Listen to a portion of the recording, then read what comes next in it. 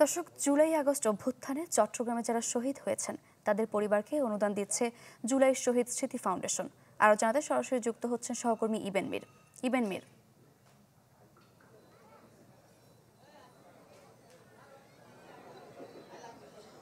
এই মুহূর্তে চট্টগ্রামে সকাল 10:30টায় শুরু হওয়ার কথা থাকলেও প্রোগ্রামটি শুরু হয়েছে কিছুক্ষণ আগে। আমরা আজকে চট্টগ্রাম বিভাগের যে শহীদ পরিবারগুলো আছে সে পরিবারদের মাঝে এই সহায়তা প্রদান করা হচ্ছে, যেখানে যে শহীদ স্মৃতি ফাউন্ডেশনের যারা দায়িত্বে আছেন তারা এখন এখানে উপস্থিত হয়েছেন এবং 105 জন চট্টগ্রাম বিভাগের 105 জনকে আজকে সহায়তা প্রদান করা হচ্ছে এবং এই 105 জনের পরিবার আজকে উপস্থিত হয়েছেন। এবং সকাল থেকে আমরা দেখেছি আসলে primary teachers training institute PTI মিলনায়তন যেটি, সেখানে আসলে এই পরিবারগুলোর আহাজারিতে কান্না, কিন্তু পুরো মিলনায়তনের পরিবেশ কিন্তু একেবারে ভারী হয়ে উঠেছে এবং এখানে যারা এসেছেন সবাই কিন্তু আসলে নিজে, কেউ সন্তান, কেউ ভাই, কেউ ও স্বামী হারিয়ে এই যে অসহায় পরিবারগুলো তারা তাদের যে আহাজারি তারা আসলে এখানে এই যে সহায়তা, সেই সহায়তা কিন্তু আসলে তাদের যে স্বজন হারানোর যে কষ্ট, সেই কষ্ট কিন্তু আসলে লাঘব করতে পারবে না। তবে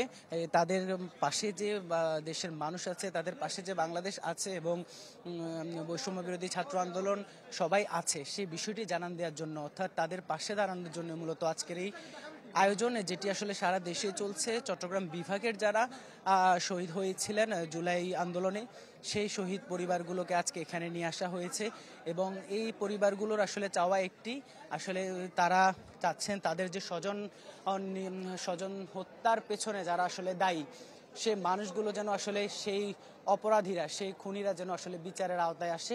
যেদিন তারা আসলে বিচারের আওতায় আসবে, তাদের বিচার কার্যকর হবে, সেদিনই আসলে তাদের আত্মাকে, তাদের যারা নিহত তাদের আত্মা শান্তি পাবে, পাশাপাশি যে স্বজন হারানোর বেদনা নিয়ে বেঁচে আছে তাদের মন শান্তি পাবে। সারিকা। জি, ধন্যবাদ। দর্শক, চট্টগ্রাম থেকে যুক্ত হয়েছিলেন সহকর্মী ইবেন মীর। ঢালাইয়ে দৃঢ়তা, নির্মাণে নিশ্চয়তা, প্রিমিয়ার সিমেন্ট, ঢালাইয়ের রাজা।